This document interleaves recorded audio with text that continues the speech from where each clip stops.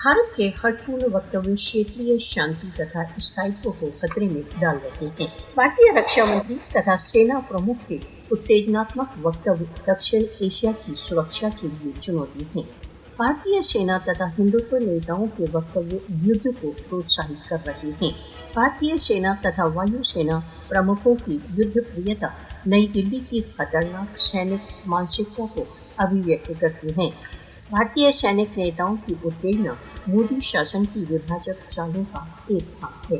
भारतीय जनरल क्षेत्रीय शांति पर ध्यान देने के स्थान पर हिंदू विचारधारा की रट लगाए हुए हैं।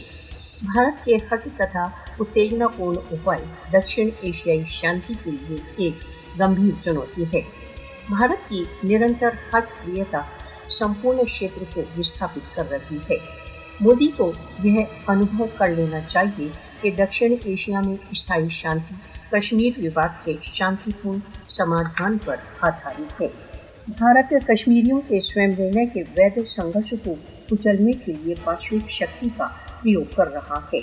जम्मू कश्मीर के संदर्भ में नई दिल्ली की राष्ट्रसंघ प्रस्तावों की उपेक्षा क्षेत्रीय तथा सार्वभौमिक शांति के लिए खतरा है।